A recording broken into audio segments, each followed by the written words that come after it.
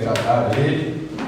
Então a gente precisa pensar sobre isso. Então esse ano, eu creio que ao passar o ano de 2023, você nunca mais vai colocar na sua mente aquela ideia de tipo, de desviar, sabe? Que é um jargão que a gente usa.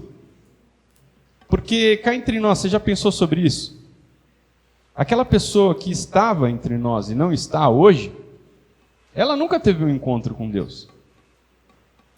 Você concorda? Que ela nunca teve uma intimidade com Deus, ela nunca foi íntima de Deus, verdadeiramente. Não é mesmo?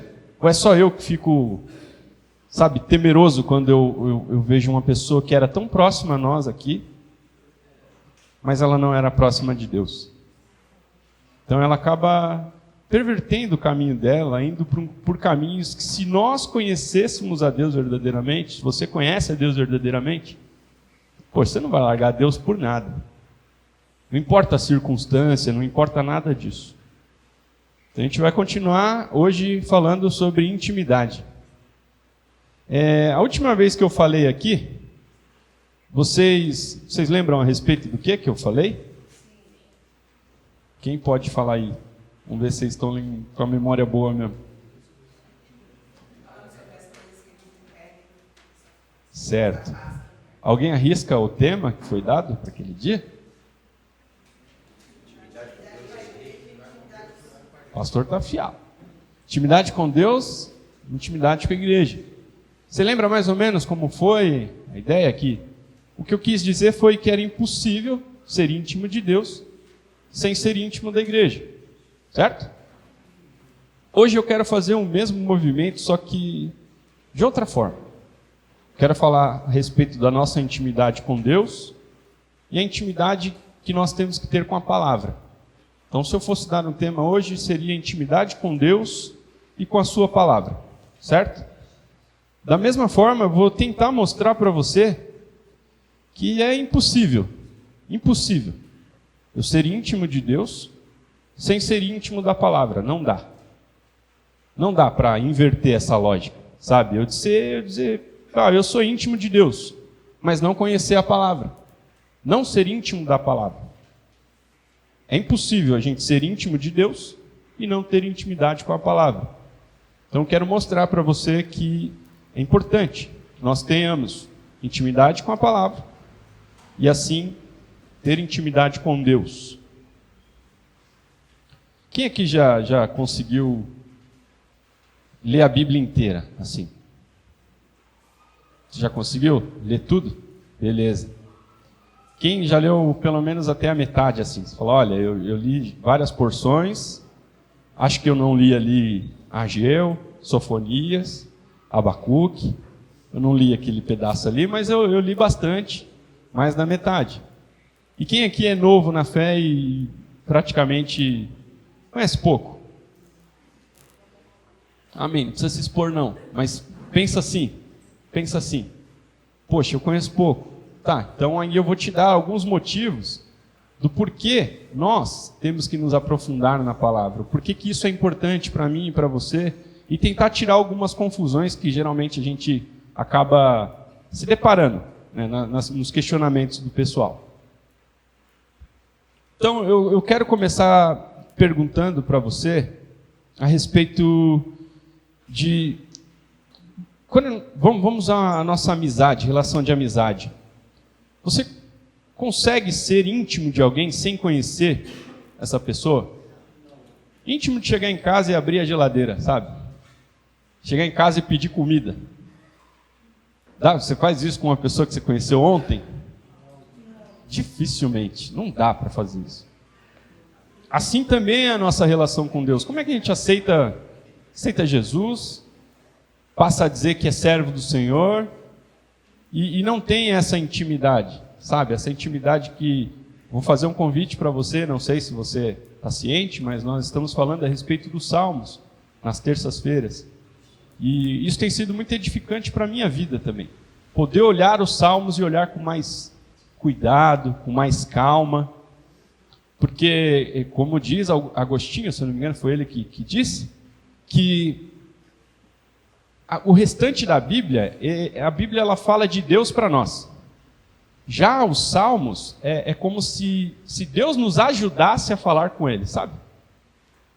Então, se você conhece os salmos, você consegue orar mais fácil. Você tem mais tranquilidade para orar. Outro teólogo, que eu não vou lembrar, que é um monte de referência, ele fala que os salmos é como se fosse a anatomia do ser humano, da alma do ser humano. Porque não tem um sentimento do ser humano que não tenha sido registrado no livro dos salmos. Tanto nas orações como nos louvores. Todo sentimento. Você está triste? Tem lá um salmo que vai falar a respeito da tristeza. Ou por conta de um pecado, ou por conta de uma injustiça que cometeram contra você. Oi? Calvino disse isso. Entende? Então, olha que maravilha isso. Só que, se a gente for tirar então que o livro de Salmos é Deus nos ajudando a falar com Ele, através das orações e das canções, o restante da Bíblia a gente pode dizer que é Ele falando diretamente a nós. Certo? Se é Ele falando diretamente a nós, o que a gente pode dizer que a Bíblia é para nós, então? A gente pode dizer que a Bíblia é para nós como se fosse um livro dado por Deus, que fala a respeito dele, e que esse livro nos revela o caráter e a natureza desse Deus. Não é mesmo? É isso. Porque se você for ver lá no primeiro versículo de Gênesis, o que fala? No princípio, Deus criou os céus e a terra e tudo que há neles, certo? Então, a própria Bíblia, ela já começa com um pressuposto de que esse Deus já existe. Ele já é. E aí o apóstolo vai falar que nós temos que nos achegar a Deus, já crendo que Ele existe, que Ele é galardoador, que Ele é o Deus que se apresentou a nós, que se revelou a nós. E a palavra dele é importante para nós nesse sentido. Como é que eu vou conhecer Deus se eu não buscar a palavra dele, se eu não procurar ler a palavra dele?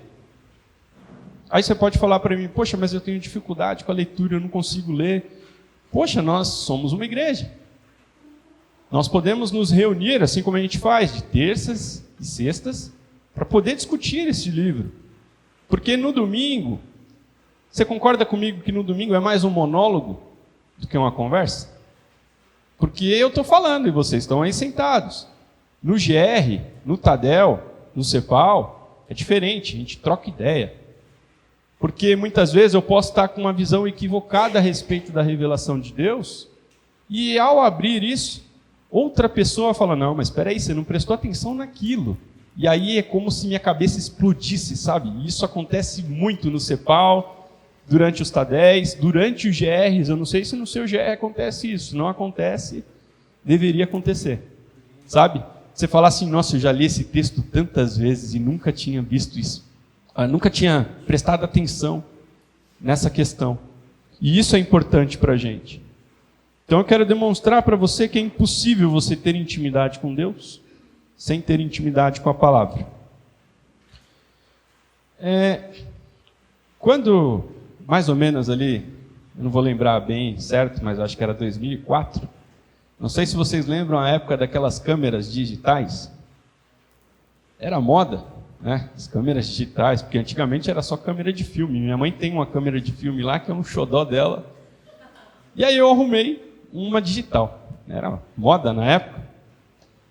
E aí, todo rolezinho que a gente fazia, tinha a câmera lá, e aí era 300 fotos na câmera, tranquilo. Essa ficou ruim, apaga. No filme não tem isso. No filme já era. Saiu errado, aí quando revelava, minha mãe revelava, saía só gente assim, de olho fechado, todo torto se arrumando pro parabéns. Era assim que funcionava.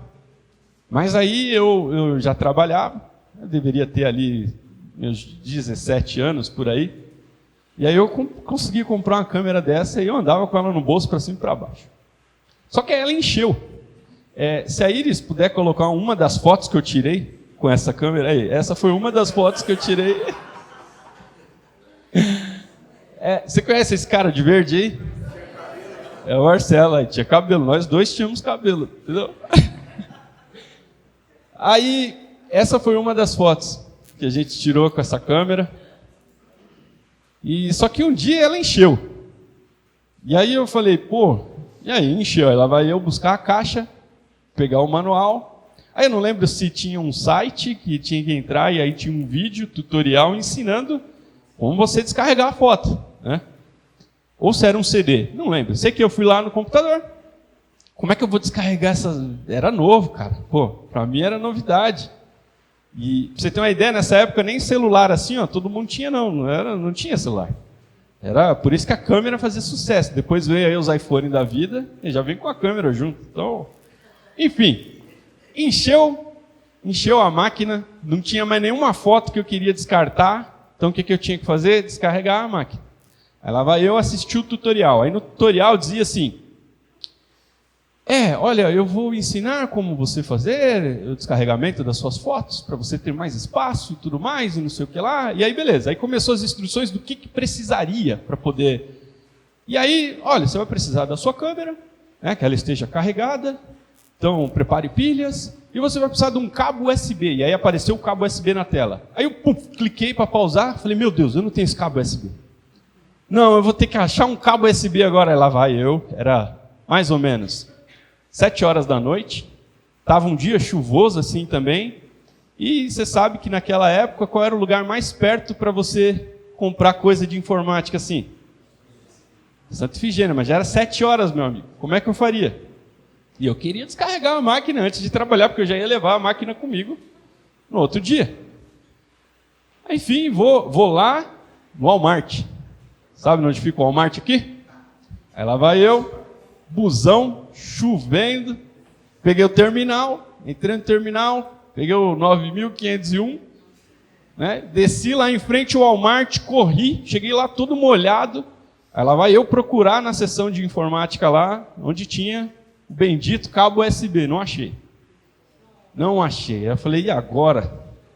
Voltei para casa todo frustrado, molhado, bravo, porque é um rolê, né? Daqui pro Walmart não é pertinho. E aí, beleza, cheguei em casa, aí, vou terminar de assistir aqui esse tutorial aí, vamos ver qual é que é, né? Aí cliquei, para ele dar play de novo. Mas caso você não tenha o cabo USB, não se preocupe. Aí era só tirar o cartão e espetar o cartão.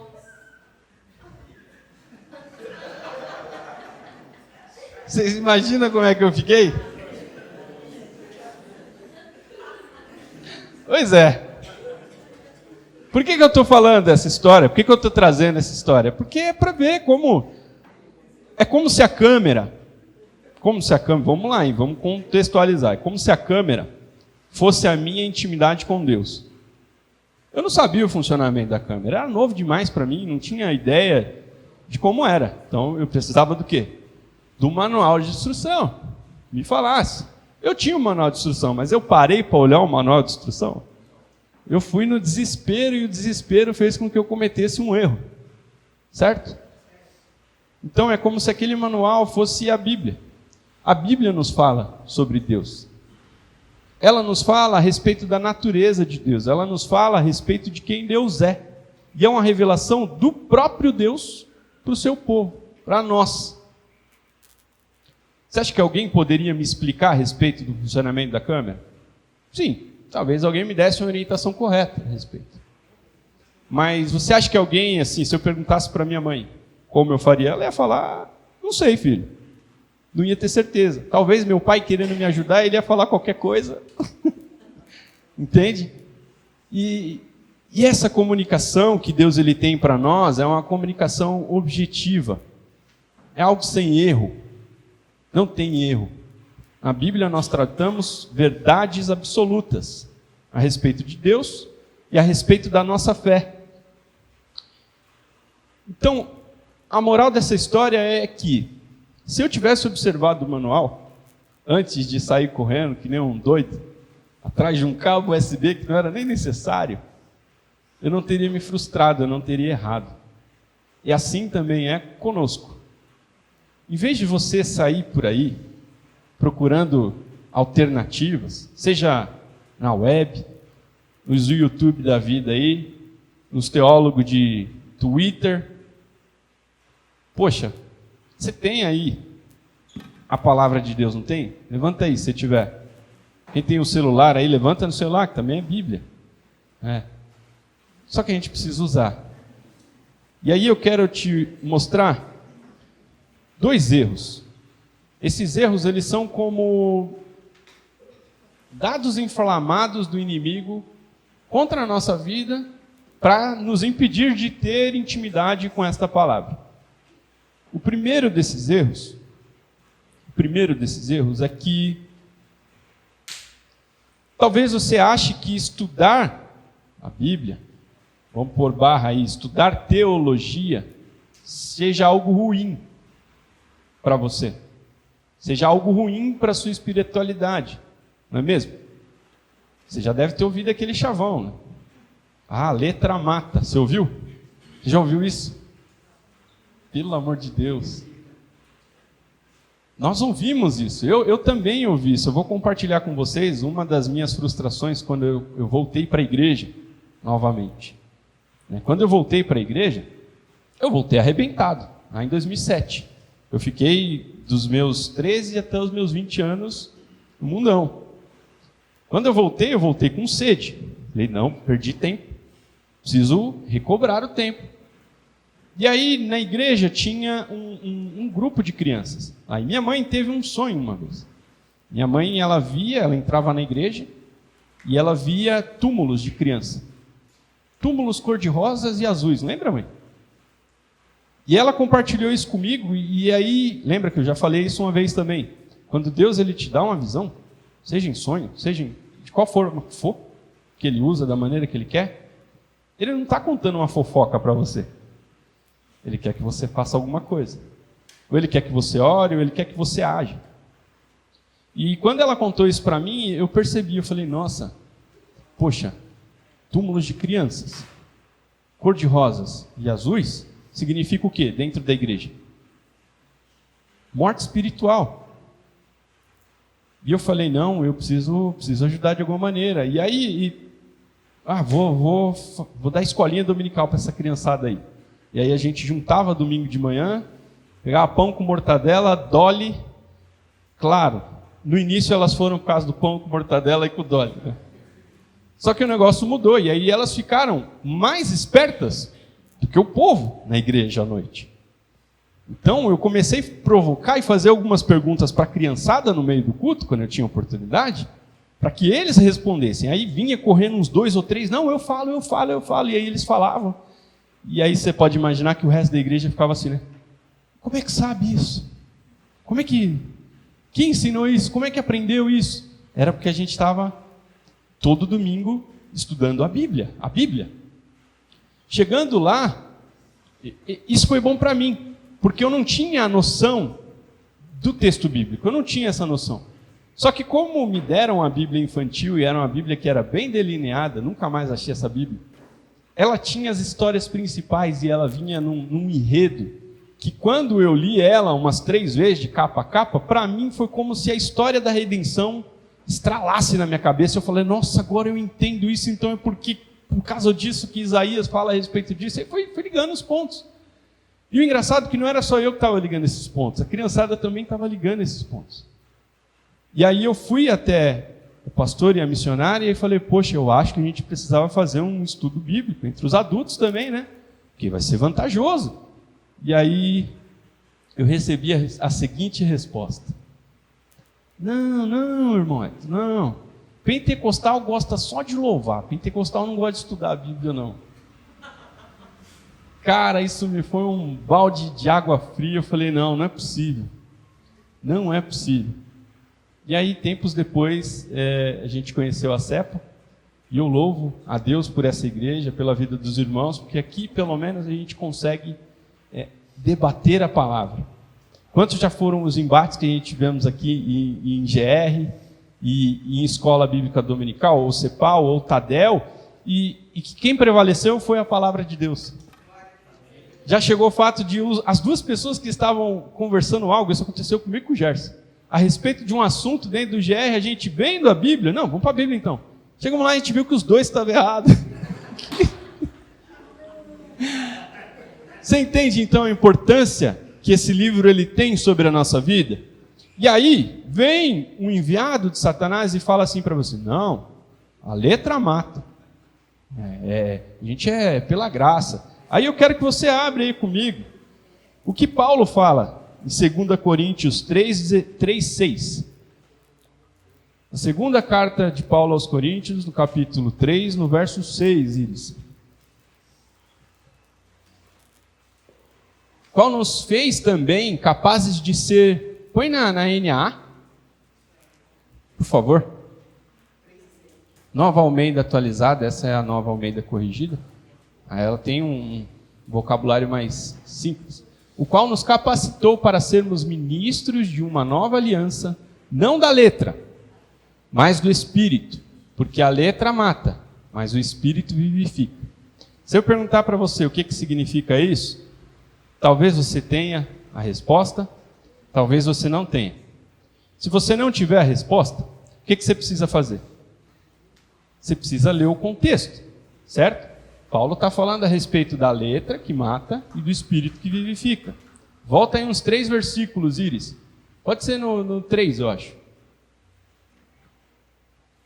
Vocês manifestam que são cartas de Cristo, produzidas pelo nosso ministério, escritas não com tinta, mas com o Espírito de Deus, do Deus vivo, não em tábuas de pedra, mas em tábuas de carne, isto é, nos corações. Você entende que Paulo está fazendo ali um paralelo com a lei mosaica?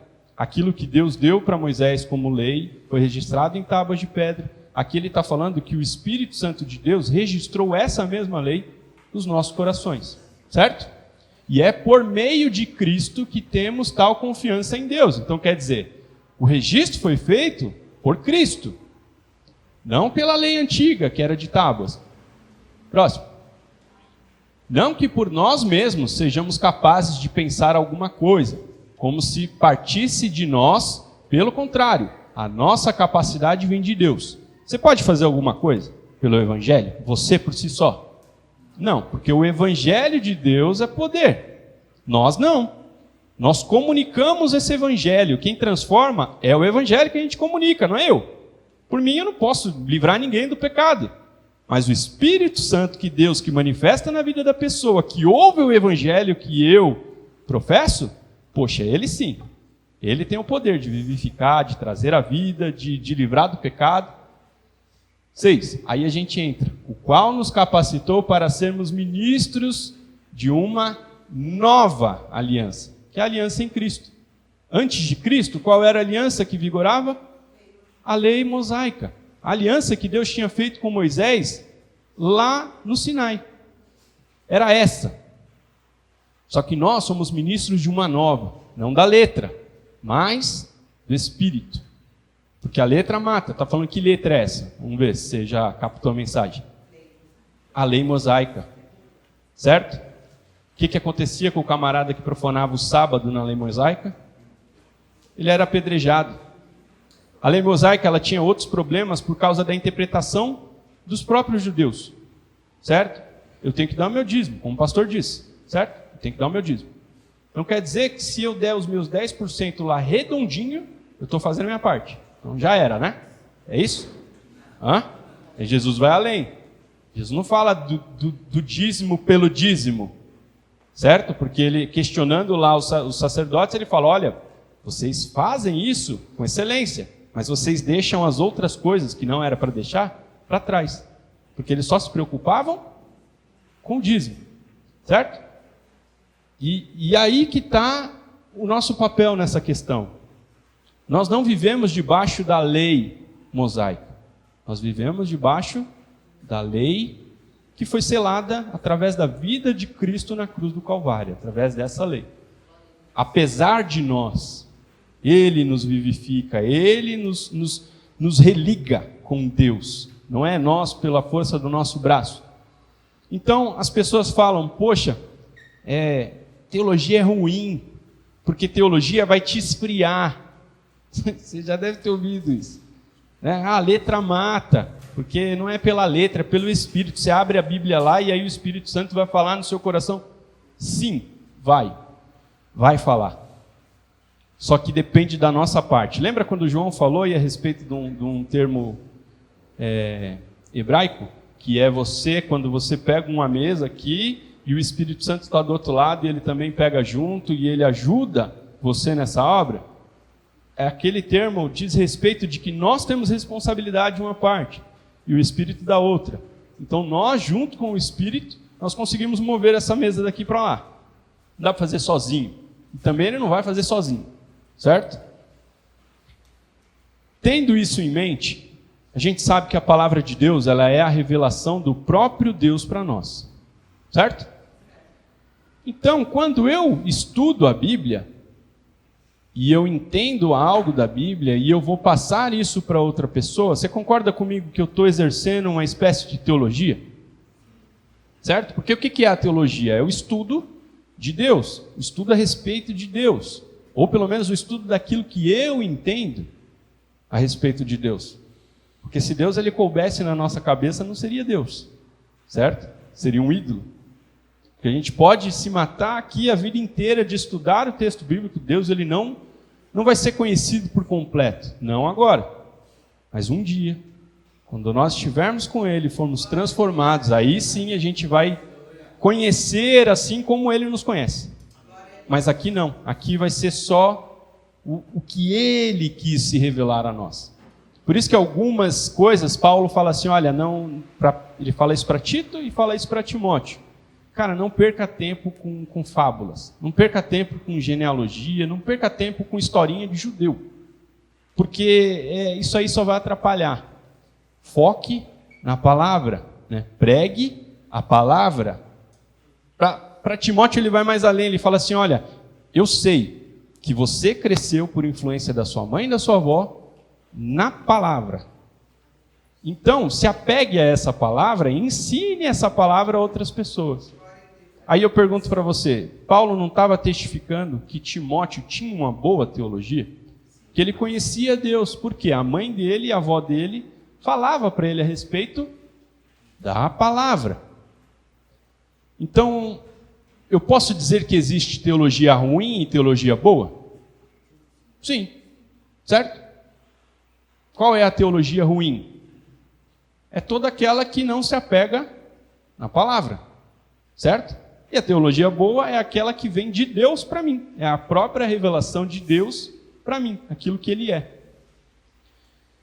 Por que às vezes acontecem erros quando fala a respeito de teologia, quando fala a respeito de digamos assim, de ministração e tudo mais? É porque se eu não tiver uma boa teologia bíblica, se eu não conhecer a revelação de Deus para nós, que foi registrada nesse livro, eu não vou ter uma boa base para poder explicar e para poder falar.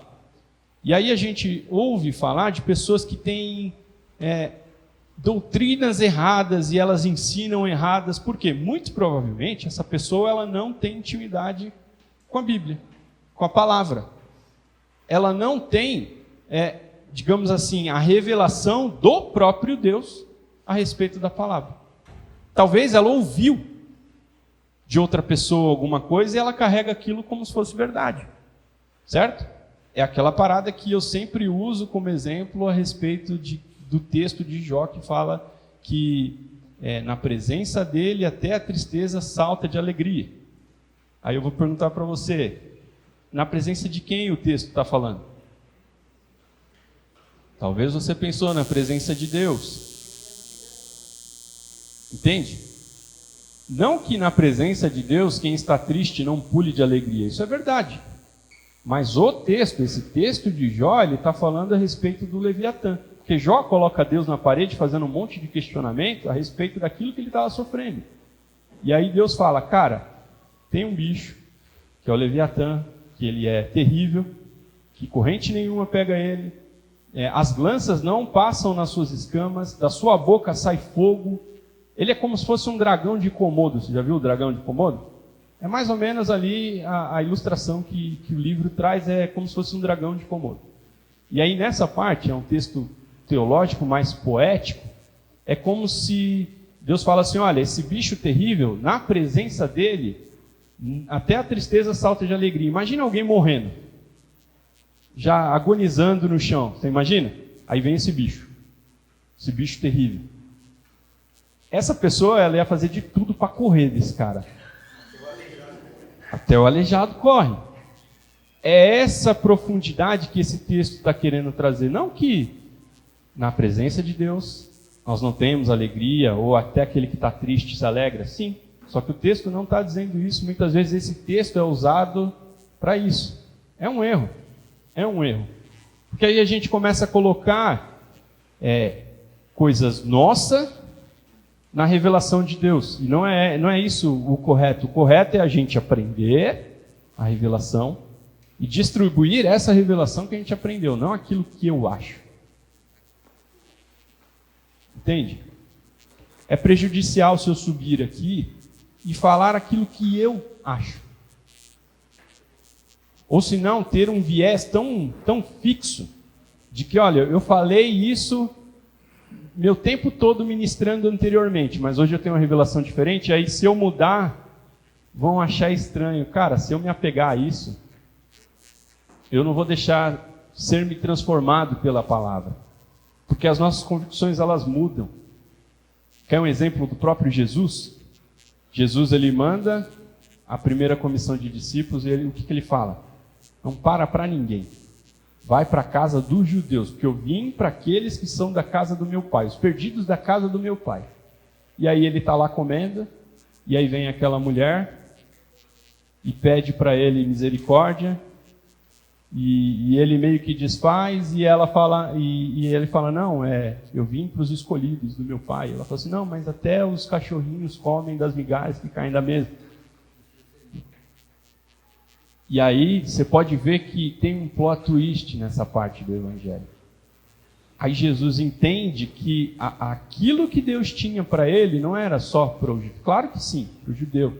Ele tinha ali uma missão com Jerusalém. Lembra que ele sobe na campina e ele olha para Jerusalém e fala assim, Jerusalém, Jerusalém, que mata os seus profetas. Tal. E ele lança um juízo em cima de Jerusalém. Mas quem foi que endureceu o coração do povo de Jerusalém? Foi Deus. Foi o próprio Deus. Porque Jesus, ele teria que morrer. Ele teria que ser crucificado. E glória a Deus por isso. Porque nós hoje podemos dar graças a Deus por isso. Imagina se ele não tivesse morrido. Aí você entende por que ele repreende Pedro daquela maneira, quando ele fala, Pedro, eu vou ter que morrer, eu vou para lá e eles vão me matar. E aí Pedro fala, que? Jamais? Ixi, aí saca da peixeira, eu acho, e fala, não, aqui na minha frente não, tá doido? E aí ele olha para a cara de Pedro e fala, sai para lá, Satanás, que você não discerne o que Deus, como Deus tem para nós, mas você olha com os olhos humanos. Então nós temos sim uma base, uma teologia, que é a teologia bíblica, que é aquilo que Deus fala para mim. Se isso não tiver bem fundamentado na minha vida, eu não vou conseguir subir aqui e pregar a respeito de vários versículos que falam a respeito da mesma coisa. Você não vai conseguir passar essa noção. Por quê? Se nós não temos uma base teológica, bíblica, da revelação que Deus deu para nós, como é que a gente vai fazer esse tipo de ensino? Como é que você vai aconselhar alguém aí fora a respeito disso? A respeito de um determinado tema? Você tem que saber, olha, a Bíblia me fala a respeito disso dessa forma, daquela forma. Porque se a gente for pegar mesmo ali no meandro, no Antigo Testamento ele fala de uma forma, no Novo Jesus ressignifica um monte de coisa. Um monte de coisa. E tem gente que vive como se estivesse debaixo do Antigo Testamento ainda. Digo isso porque eu conversando com uma senhora que começou a ler a Bíblia, ela estava preocupada se ela tinha que comer carne de porco ou se não podia comer carne de porco. Eu perguntei, mas por que você está me fazendo essa pergunta? Não, porque eu estou lendo Levítico. Aí eu tive que explicar a respeito de Levítico e como isso se transforma em Cristo. Você lembra lá de Pedro? Pedro, ele tem uma visão de que descia os animais impuros num lençol e Deus falava, Pedro, mata e come. E ele fala, não, mas é impuro. E aí Deus fala para ele, como é que você chama de impuro aquilo que eu purifiquei? Não dá. Então tenha em mente que quando alguém fala para você, não estuda teologia não. Teologia mata, você vai esfriar. Cara, você olha para a cara dele e fala assim, afasta de mim, Satanás. Mentira, não faz isso não, você é capaz de você perder o irmão. Mas Jesus faria isso. Mas aí você explica para ele, fala, não, irmão, a Bíblia não é a revelação do próprio Deus para nós? Sim, então, eu preciso estudar. E o fato de você estudar já é teologia. Entende? Vamos lá. O R.C. Sproul, que é um teólogo norte-americano, ele tem um livro que é Somos Todos Teólogos. Esse é um livro bem importante que ele dá essa aplicação da importância de nós estudarmos a Bíblia para o nosso dia a dia. E ele traz algumas aplicações diárias, e é muito importante isso para a nossa vida. E eu quero mostrar para você também, na Bíblia, o perigo de nós não conhecermos essa parte teológica, não entendermos como Deus ele se revela para nós. Você bem sabe a história do povo de Deus no Egito, não sabe? Eles foram para lá, junto com José. José foi primeiro, foi abençoado por Deus, depois vem a sua família por conta de uma grande fome, não é mesmo? Eles são abençoados e eles vivem lá durante um tempo. Só que aí José morre, os patriarcas também morrem, das tribos. Só que o povo se multiplica em muito dentro daquele lugar. Só que era um povo escravo. Um povo que tinha uma teologia também. Você concorda comigo que eles tinham uma teologia? Eles tinham uma visão sobre Deus. Só que era uma visão correta? Você consegue imaginar isso? Essa visão que eles tinham era uma visão correta de Deus? Não. Porque como eles cresceram debaixo da cultura egípcia, a ideia que eles tinham de Deus era uma ideia totalmente teológica egípcia. Era a maneira que os egípcios adoravam. Então eles tinham Deus para o sol, eles tinham um Deus, o próprio Nilo era um Deus, o rei lá era um Deus. Você sabia que Moisés ele era considerado como um Deus no Egito? Porque ele era um príncipe, ele foi criado como príncipe, então ele fazia parte da hierarquia do rei ali, e muito provavelmente, se ele assumisse o trono, ele seria uma divindade ali. Mas aí você também conhece a história, ele em determinado momento ele vai se intrometer numa briga lá para separar um hebreu e um egípcio, ele acaba matando o egípcio e ele foge para o deserto. O texto fala que ele tinha mais ou menos 40 anos ali. Então ele viveu 40 anos sobre a influência da ideia de Deus que o Egito tinha. Ele, no deserto, ele tem ali uma revelação de quem Deus é, do próprio Deus, não é assim? E toda vez que você for ver na Bíblia, quando você for ler o Antigo Testamento, você pensa nisso. Quando Deus está se mostrando? Quando é que Deus está falando quem Ele é? E a gente vê isso claro em Moisés. Moisés ele está passando, não sei se você sabe, mas no deserto, quando é de dia faz muito calor, quando é à noite faz muito frio. E as coisas pegarem fogo no meio do deserto durante o dia é comum. É comum ali uma combustão instantânea. Está tão seco ali que pega fogo. O problema é que Moisés ele vê a sarça pegando fogo e a sarça ela não se consumia. Você consegue imaginar? Aí para você, vou dar um exemplo que eu falei para a Daiane. Imagina você lavando a louça em casa, você está lá lavando a louça, de repente você fecha a torneira e aí o redemoinho de água lá fica e não acaba nunca. Você fala, ué, não vai descer? Não vai descer? Aí de dentro do redemoinho sai, minha serva. E aí? Foi isso que aconteceu. Moisés está vendo pegar fogo e ele está observando e ele fala, nossa, está estranho. Que pega fogo, mas não está queimando, não está. E aí Deus fala com ele do meio da sarça.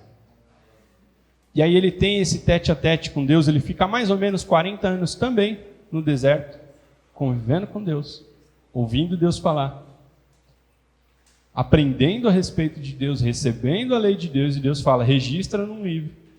E agora você tem a missão, você vai lá buscar o meu povo. Você já sabe, ele chega lá, Faraó não quer liberar o povo, tem as 10 pragas. Você sabe o que cada 10 pragas representa? Cada uma das 10 pragas era Deus desmoralizando um dos deuses do Egito. Então era como se Deus falasse assim, olha, essa teologia aí está errada, porque eu faço assim. E aí você vê o Nilo, que era considerado um deus, ele virando sangue. E ninguém mais podia beber do Nilo, que virou sangue. Então era um Deus que foi desbancado pelo Deus dos deuses, o Senhor dos senhores. E assim vai indo. E aí, por último, na última praga, a gente tem a Páscoa. E aí eu não vou falar muito, porque senão é spoiler da nossa Semana Santa, né? Espero que você esteja aqui. A gente vai falar a respeito disso. Mas você concorda comigo que esse povo saiu do Egito, mas mesmo eles lá no deserto, convivendo com Deus, ouvindo Deus falar por intermédio de Moisés, apesar que Deus ele tenta falar com o povo diretamente, só que aí o povo fica com medo e fala para ele, não deixa ele falar com a gente não, você vai lá, fala com ele e depois você fala com a gente. Porque eles ficaram com medo, porque quando Deus falava, o texto fala que as montanhas elas se iluminavam assim, e saía fogo, bradava fogo, e eles, não, pelo amor de Deus, não, vai lá você fala com ele, aí você... E aí quando Moisés ele se ausenta para pegar os 10 mandamentos, o que acontece? O povo está lá adorando bezerro, eles fazem bezerro. Por quê? A teologia que esse povo tinha não tinha nada a ver com a revelação do próprio Deus, era outra coisa. Entende? Resultado, esse povo morreu. Esse povo não entrou na terra prometida. O que eu tiro com esse paralelo? Meu irmão, se você ficar só ouvindo o que eu falo, só ouvindo o que os pastores falam, só ouvindo o que o teólogo de YouTube fala, só lendo aquilo que está na internet, é bem perigoso para você, porque você não vai conhecer quem é Deus por si só. Lembra o que Jó fala? Não, mas eu vou deixar esse plot twist para o final, tá? Quando nós vai lá para Jó. Nós temos a revelação da parte de Deus. E ela nos foi dada pelo próprio Deus. Pelo próprio Deus. Então é um erro, nós não temos intimidade com essa palavra. É um erro eu só ficar ouvindo o que os outros falam. Eu vou criar algo nojento na sua cabeça aí, mas é para você entender. Você gosta de pizza? Eu adoro pizza. Você abre mão de mastigar a sua pizza? Não, né? Você já pensou como seria nojento você recebesse uma pizza já mastigada? A pessoa fala, não, toma aqui um pedaço de pizza. Já mastiguei para você, hein? Tá. Cara, não é terrível? Não é terrível? É terrível isso. Quando nós nos abstemos da nossa tarefa, que é de conhecer a Deus na sua própria revelação, é como se alguém viesse com um prato e falasse para você, olha, eu já mastiguei, tó.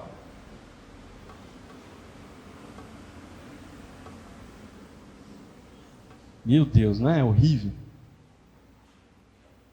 Então, toda vez que você falar assim, olha, eu precisava ler, mas eu não vou ler, eu vou assistir um vídeo aqui a respeito, lembra disso, está mastigado. Você vai ouvir eu falando assim na sua orelha, está mastigado. Está mastigado, não. Vai para a Bíblia. Ah, então, Hélio, você está falando que é ruim eu ler um livro, ou eu assistir um vídeo, ou ouvir uma pregação? Não estou falando isso. É bom. Mas quando você já tem a revelação do próprio Deus, que aí você vai saber, olha, isso que ele falou está legal, está de acordo com a Bíblia, com o que o texto, com o que a revelação de Deus traz para nós, está de acordo. E quando não estiver de acordo, se você conhece a revelação de Deus, se você tem intimidade com a palavra de Deus, na hora você vai falar, olha, está errado. Porque não é assim, porque o texto fala que, olha, Deus age dessa maneira, assim, ele não... Outro dia lá na igreja que eu fazia parte, veio um irmão falando que ele tinha que encostar Deus na parede para conseguir as coisas. E ele pregou isso com, sabe? E o texto que ele usou foi o livro de Jó para falar isso. E aí a conclusão que eu tive é que ele não entendeu Jó. Porque Jó... Ele começa a falar para Deus, olha, é muito isso que eu estou vivendo, hein? Porque eu sou um cara bom, eu não precisava disso aqui. E aí Deus encosta Jó na parede e faz lá 40 e tantas perguntas para ele. Onde você estava quando eu criei os céus e a terra? O que você estava fazendo quando os anjos me louvavam por aquilo que eu tinha construído? E aí Jó vê que Desculpa aí, Deus, foi mal. Então a importância de nós conhecermos o texto bíblico é que a gente não vai ser enganado, a gente não vai ser lubridiado, a gente vai estar bebendo da fonte. A segunda coisa que é uma armadilha de Satanás para nós e que nos impede de ter intimidade com a palavra é achar que aqueles que têm que estudar a Bíblia é somente os pastores e os líderes. Ah não, quem tem que estudar é o líder do meu GR lá, ele que se vira para trazer uma palavra. Eu não preciso ler não preciso ouvir não. Não é mesmo? Esse é um erro, é um grande erro. Até mesmo porque se você sai daqui e você vai se encontrar com familiares ou amigos, seja, e aí aquela pessoa que você já não vê há um tempo ou que te conheceu antes da sua conversão, ela vai perguntar para você a respeito da sua fé. O que você vai falar? Como é que você vai reagir a respeito disso? Como você vai explicar para ela o porquê que você crê em Deus? Por que você crê em Jesus? E aí, Pedro ele nos dá esse alerta lá na primeira carta dele, a primeira carta de Pedro, no capítulo 3, no verso 15, Íris. Primeira carta de Pedro, 3,15, Íris. Por favor.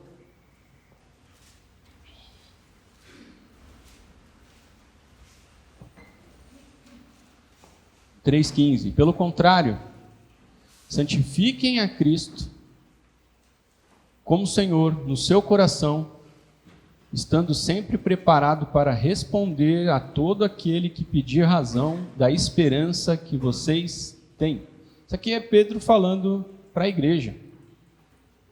E ele falando, poxa, eu sei que está difícil ser cristão, eu sei que há uma perseguição, eu sei que as pessoas estão molestando aqueles que se dizem cristãos, mas esteja pronto.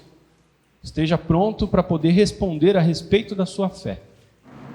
Se eu não me aprofundo na palavra, como é que eu vou conseguir passar para outra pessoa o porquê que eu faço isso? Por que eu creio que Jesus é o Filho de Deus, que Ele é o próprio Deus, Deus vivo, que veio até nós, para se dar por nós, para pagar uma dívida que nós não tínhamos como pagar.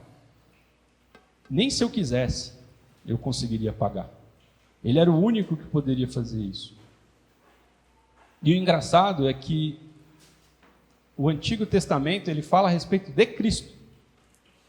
Ele fala a respeito do rei, do ungido, do Filho de Deus que viria. E o Novo Testamento ele testifica que Jesus é esse rei eterno, que Jesus é o Filho de Deus, que Ele é o próprio Deus que veio até nós para salvar todo aquele que nele crê. E nos impedir o quê? Da morte eterna. Existem 3 tipos de morte, você sabia? A morte física, a morte espiritual e a morte eterna. Essa, graças a Deus, nós já estamos livres. Eu creio que você também já está livre dela, amém? Essa daí não vai nos pegar nunca. O restante a gente vai levando com fé, porque a fé nos ajuda. Bom, no Evangelho, Jesus também dá o testemunho a respeito daquilo que ele vem ministrando, daquilo que ele vem falando. Ele fala a respeito daqueles que observam as palavras que ele estava falando e que praticam. Então, como é que eu vou praticar aquilo que eu não conheço? Não é mesmo? Porque a gente, entre nós, a gente tem um monte de coisa. Ah, isso pode. Aí uns falam, não vejo problema. Outros já falam, não, isso não pode. É impossível. Você acha que é legal a gente ficar dependendo de outra pessoa para poder entender aquilo que agrada a Deus e aquilo que não agrada a Deus? A palavra ela nos tem essa resposta. Se for algo que não é da parte de Deus, com certeza o Espírito Santo vai te levar num texto que você leu, em alguma parte, e você vai falar assim, olha, isso aqui realmente não é agradável aos olhos de Deus. Ou até mesmo vai evitar com que você seja escravo de alguma coisa, porque quando a teologia ela não é bíblica, ela serve assim como a lei servia no Antigo Testamento, como escravo. Ela te transforma em um escravo, em um dependente. Por isso que tem muita gente aí fora que acha que é ruim ser crente. Alguns amigos que eu investi durante um tempo, eles falavam assim para mim, eu não, ser crente para quê? Eu não vou poder mais jogar bola? Eu não vou poder ir mais no seu Laércio jogar fliperama? Não, eu não quero isso para mim não, vou ter que usar calça, maior calorzão, vou ter que usar calça. Foi a ideia de teologia que enviaram para ele. É a ideia que esse camarada faz de Deus, que não é Deus. Não é Deus. E aí você pode me perguntar, poxa, mas que razões nós temos para ter intimidade com a palavra de Deus? Eu já excedi aí 15 minutos, mas eu peço que você só me ouça mais 5 minutos. Lembra do Salmo 1? O Salmo 1, o primeiro e o segundo verso, o que ele fala? Bem-aventurado é aquele que não anda no conselho dos ímpios, não se detém no caminho dos pecadores. Meu irmão, se você tem esse salmo na sua cabeça, e você está lá no seu trabalho, e vem um atribulado te dar um conselho que não é um conselho da parte de Deus, você vai lembrar desse texto. Você vai falar assim, não. Sai para lá, Satanás. Nem se assenta na roda dos escarnecedores. O que é? É aquele que tira um barato da nossa fé. Eu não vou ficar ouvindo chacota a respeito da minha fé. Ele tem a fé dele, eu tenho a minha e pronto. Pelo contrário, o seu prazer está na lei do Senhor. E na sua lei medita dia e de noite. Segunda razão, lembra de Josué? Josué, ele substituiu Moisés. E eu fico me imaginando no lugar de Josué, deveria ser tenso. Que aquele mar de gente, Moisés era um cara que ele teve uma experiência lá no Egito, então imagina, ele recebeu uma criação de príncipe. Então você acha que ele sabia escrever? Lá no Erífodo, lá, do jeito que eles escreviam? Sabia. Você acha que ele tinha algum tipo de arte que ele conhecia? Ele conhecia, ele recebeu uma educação de príncipe. Ele foi treinado para ser o rei do Egito. Só que aí Deus vai lá, tira ele de lá, e eu tenho certeza que foi estratégia de Deus para que ele registrasse para nós os textos. Porque ele não registrou numa língua que se perdeu como a egípcia. Não, ele registrou no idioma que a gente tem até hoje. Por isso que a Bíblia chegou até a gente. Então foi estratégia de Deus que Moisés ele crescesse como um príncipe, que fosse letrado e que depois ele conseguisse registrar para nós. E que hoje nós tivéssemos acesso a isso. Então ele vai para perto de Deus. Deus fala, olha, essa é a terra, mas você não vai entrar. E aí como assim? Não, você não vai entrar, morre e vem. E aí ele vai para Deus. E o sucessor dele foi Josué. E aí você imagina, se coloca aí no lugar de Josué, você tendo que substituir o Neymar numa Copa do Mundo. Você acha que você conseguiria? Cara, difícil. Eu acho que Josué estava com essa noção. Não, mano, era Moisés. Né? E aí Deus fala para ele em Josué, no capítulo 1, versos 7 e 8. 7 e 8. Josué 1, 7 e 8.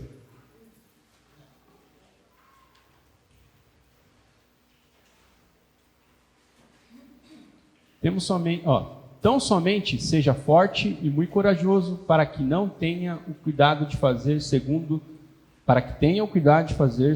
toda a lei, e que o meu servo Moisés lhe ordenou. Ele está falando a respeito dos escritos que Moisés deixou. Não se desvia dela, nem para a direita, nem para a esquerda, para que seja bem-sucedido por onde quer que você andar. 8. Não cesse de falar deste livro da lei. Pelo contrário, medita nele dia e noite, para que você tenha o cuidado de fazer segundo tudo o que nele está escrito. Então, você prosperará e será bem-sucedido. Você entende que, desde então, esse livro continua sendo bênção para nós até hoje? Ou você não lê a Bíblia e não fala assim, mano, isso foi escrito para mim, parece que está falando comigo, hoje. Mas olha o tempo que isso tem. Deuteronômio 6 também vai falar a respeito disso. Ezequiel 3, lembra? Deus dá uma orientação para Ezequiel, ei, coma do rolo, coma deste livro. Ezequiel fala, nossa, eu comi deste rolo e era doce como mel. Né? Eu espero que na sua vida, quando você estiver meditando, na Bíblia, na palavra de Deus, na teologia bíblica, que seja doce para você também, que as descobertas elas façam com que você queira mais, cada dia mais, e que ao você compartilhar a respeito daquilo que Deus falou com você, no seu GR, ou no Tadel, ou onde você tiver oportunidade de compartilhar, que as pessoas possam sentir também essa graça, sentir esse amor que vem de Deus. Lucas 24 vai dar também um outro exemplo e um outro motivo para nós. É quando Jesus, ele depois de ressurreto, ele encontra os discípulos no caminho de Emaús. E aqueles discípulos, eles estavam que nem barata tonta, perdidos. Eles estavam indo para Emaús. Jesus já tinha falado, olha, quando acontecer de eu morrer, ficai em Jerusalém até que eu volte. E eles já estavam indo embora. Estavam indo para 10 quilômetros ao contrário. E aí Jesus encontra com eles e explica para eles. O texto fala que Jesus ele vai explicando a respeito do Messias, desde Moisés, que é os 5 primeiros livros, e os profetas. Ele usa Moisés e os profetas para ensinar a respeito do que aquele texto, esse texto, falava do próprio Jesus. Olha que maravilha. Se Jesus ele usou a Bíblia para falar a respeito dos feitos, a respeito dos planos de Deus para aqueles homens, eu queria ter assistido essa aula. Eu queria estar lá do lado lá e ouvir o que Jesus, como Jesus usou Moisés e os profetas para poder falar daquilo que Deus tinha planejado, até o dia que eles viviam. Isso é magnífico. Então, para concluir, o Jó, lá no livro de Jó, no capítulo 42, no verso 5 ao 7, Iris, Jó ele tem uma declaração que ele fala para Deus depois de toda aquela confusão que ele vive. E ele fala, eu te conhecia só de ouvir, mas agora meus olhos te veem. Por isso, me abomino e me arrependo no pó e nas cinzas. Isso é Jó falando para Deus. Depois que o Senhor falou estas palavras a Jó, o Senhor disse também a Elifaz, o temanita, a minha ira se acendeu contra você e contra os seus 2 amigos. Lembra, eram os amigos de Jó lá que tinham uma teologia meio furada também. E aí Jó estava certo nas suas convicções, mas aí Jó, de tanto ouvir a teologia furada, ele acabou se contradizendo lá, e aí ele tem um particular com Deus. Aí Deus se revela para ele. E é isso que Deus ele faz conosco quando a gente vai para a teologia bíblica, aquilo que Deus fala conosco. Você acaba vendo que Deus ele se revela para você. A minha ira se acendeu contra você e seus 2 amigos, porque vocês não falaram a meu respeito o que é reto, como o meu servo Jó falou. Certo? Fique de pé. Desculpa por ter me excedido no tempo, eu sei que muita gente tem que preparar o almoço ainda, mas eu julgo que é importante a gente aprender a respeito disso.